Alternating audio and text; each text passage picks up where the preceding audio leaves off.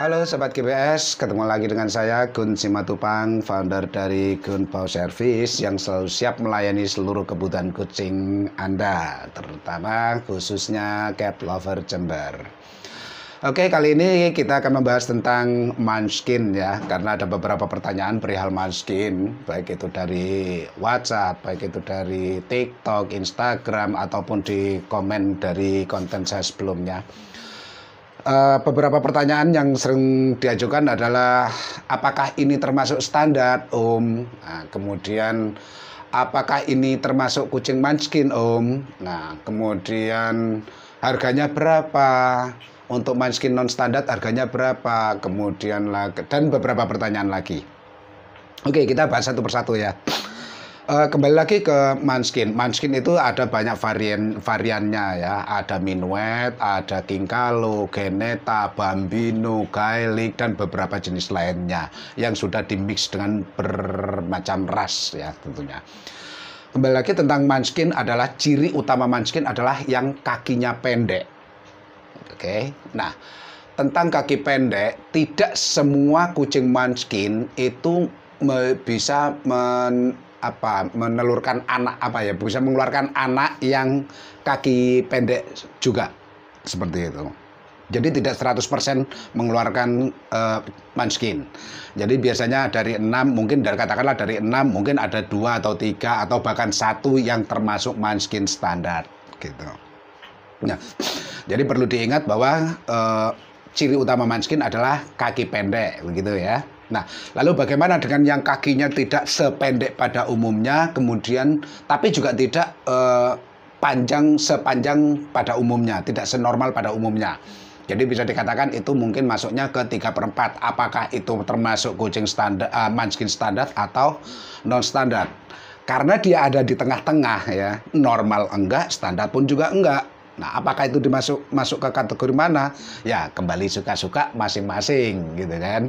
Kembali ke breeder, mau ikutkan ke mana? Tentunya ketika dia dimasukkan ke dalam kategori Munchkin standar, itu kembali lagi ya, tanda kutip ya, untuk meningkatkan nilai ekonomisnya seperti itu.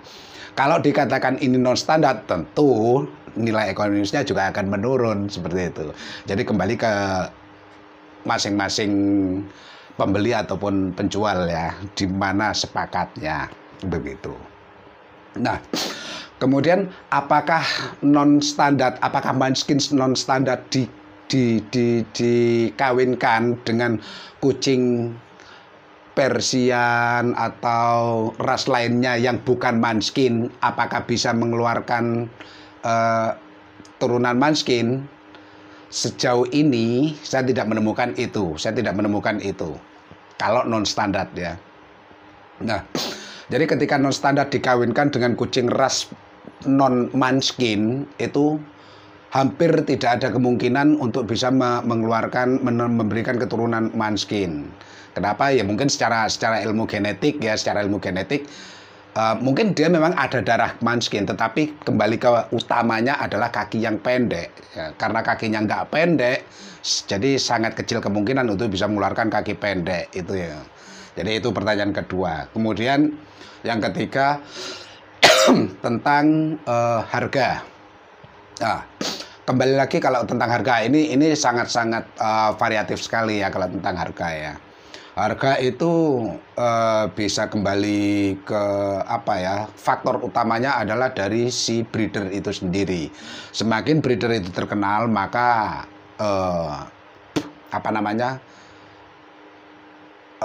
harganya pun juga akan semakin tinggi seperti itu. Kenapa? Ya karena memang sudah dipercaya bahwa ini rawatannya bagus lah, parentsnya bagus ini dan segala macam, yang mana dipandang semuanya serba bagus, tetapi tidak melihat esensi dari barang yang ditransaksikan tersebut gitu, atau barang yang ditawarkan seperti itu. Jadi kalau boleh dibilang ya, kalau saya bilang kasarnya itu begini, dengan kualitas yang sama ya, tetapi berbeda breeder, artinya misalkan seperti ini ya, seperti ini. Ini katakanlah ini Måneskin, Oh, ini sebentar. Ini Måneskin Geneta.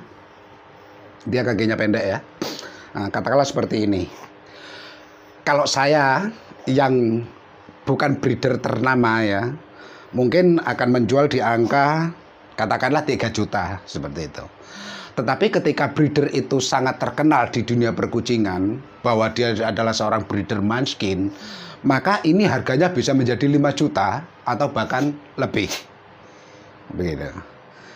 Jadi kembali lagi, harga itu tidak hanya bergantung pada kualitas kucing itu sendiri, tetapi juga kembali pada brandnya, tanda kutip ya, brandnya, yaitu breedernya. Semakin breedernya terkenal, maka ada kemungkinan harganya juga akan semakin mahal dengan kualitas yang sama. Itu kembali ke harga dengan yang standar. Nah, lalu bagaimana dengan yang non standar atau yang tidak pendek, yang kakinya tidak pendek? Nah, untuk varian Minuet yang saya tahu nih ya, untuk saat ini di bulan Februari 2023 untuk saat ini itu untuk varian Minuet non standar itu rata-rata mentoknya angka 1 juta sampai 1,5 juta. Itu yang saya tahu. Nah, kalau misalkan ada di atas angka tersebut, di atas 1,5 juta, misalkan 2 juta, 2,5 dan seterusnya, itu balik lagi ya, breedernya siapa, kualitasnya seperti apa, dan yang terakhir, Anda sebagai pembeli suka atau tidak. Itu. Kalaupun Anda sudah suka, kalau Anda sudah suka, mau harga berapapun pasti akan dibeli. Itu orang suka. Kita membeli suka, bukan tidak secara subjektif ya. Seperti itu. Karena kita memang udah suka gitu kan. Dan dibarengi dengan dana yang siap. Seperti itu. Jadi kalau dikatakan ini untuk harga non standar seperti itu. Dan untuk ring harga yang standar itu balik lagi seperti yang saya sampaikan tadi, bahwa ini semua tergantung dari kualitas plus siapa breedernya, terkenal atau enggak. Semakin terkenal, pada umumnya, tidak semuanya ya, pada umumnya itu akan semakin mahal dengan kualitas yang sama. Nah, lalu bagaimana menentukan, ini yang paling penting, bagaimana menentukan bahwa ini Måneskin non standar apa bukan, atau hanya sebatas Persian pada umumnya, atau Bengal pada umumnya, atau BSH pada umumnya, bukan BSH non standar dan seterusnya. Jadi tidak ada acuan yang bisa benar-benar kita pegang ya untuk melihat bahwa apakah ini benar-benar non standar atau bukan. Apakah ini memiliki gen Måneskin atau tidak. Karena memang tidak bisa terlihat secara spesifik, secara apa ya, kasat mata. Itu kita tidak bisa menilai seperti itu. Nah, seperti ini. Ini bukan non standar ya. Ini memang EXO pada umumnya, EXO biasa ya. EXO seperti biasa pada umumnya, bukan non standar. Dia kakinya normal ya, panjang. Tapi saya juga bisa saja mengatakan ini adalah Minuet NS atau non standar.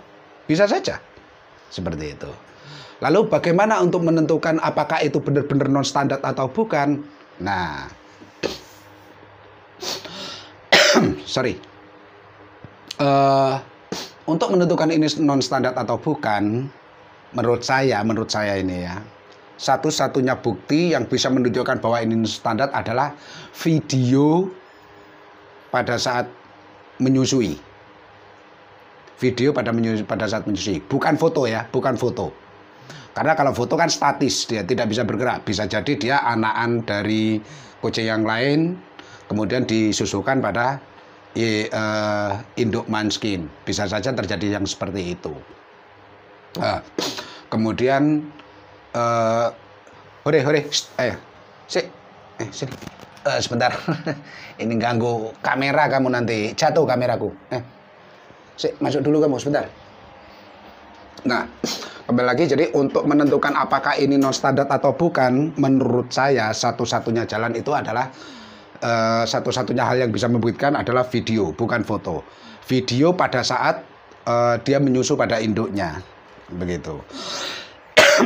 Lalu bagaimana jika induknya itu ternyata non standar, kan kakinya panjang ya, tapi pejantannya adalah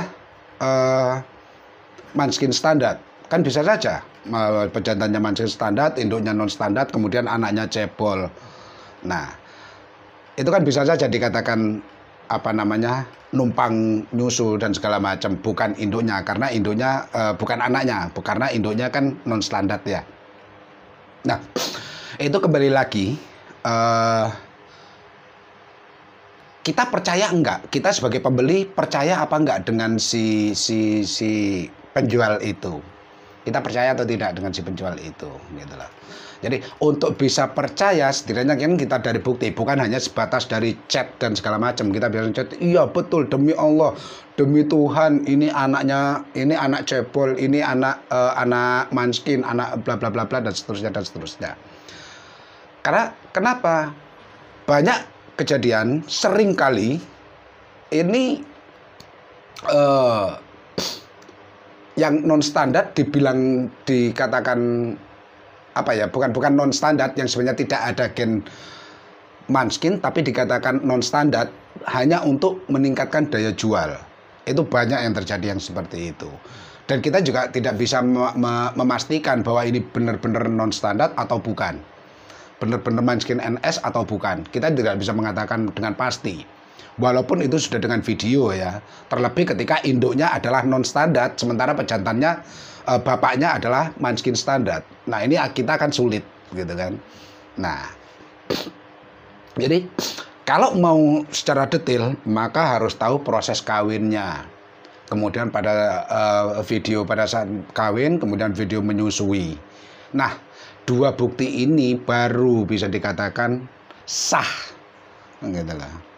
Jadi bahwa ini benar dikawin oleh pejantan Manskin, kemudian ini disusuin oleh induknya si cebol. Kalau induknya pas kebetulan induknya kaki pendek, enak ya. Nah, itu pun kita juga bisa numpang anak dari lain, kita tumpangin di situ. Nah, seperti yang ini ya. Seperti ini contohnya. Mereka berbeda induk, saling menyusui. Seperti ini. Kan bisa saja nih, dari anak yang sana menyusui yang sini, diampungin gitu kan. Kemudian misalkan ini NS, ya kita sebut aja ini NS gitu lah. Nah, ini bisa saja ini terjadi yang seperti itu. Jadi kembali lagi ke bijaknya si calon pembeli ya. Jadi tergantung dari calon pembeli itu sendiri percaya atau enggak dengan seller tersebut, seperti itu. Dan kembali lagi untuk bisa percaya atau tidak, kita lihat lagi seberapa jauh kredibilitasnya si seller tersebut gitu. Jadi semoga ini bisa menjawab ya, semoga ini bisa menjadi pemahaman bagi para cat lovers yang masih awam tentang dunia Manskin. Nah, jadi seperti itu. Untuk menentukan non standar kita tidak bisa memastikan ya. Tidak bisa memastikan 100% ini non standar atau bukan. Walaupun sudah ada bukti foto dan video. Kembali lagi kita hanya mengandalkan pada insting, kepercayaan, kemudian kredibilitas dari si breeder itu sendiri atau penjual itu sendiri. Apakah ya breedernya ataupun sellernya itu bisa dipercaya atau tidak untuk bisa dikatakan dia penjual Manskin, seperti itu. Oke, sampai di sini saya rasa cukup jelas ya penjelasan saya tentang Manskin kali ini. Ya, dan semoga ini bermanfaat bagi sahabat cat lovers yang ingin memelihara Manskin, seperti itu ya.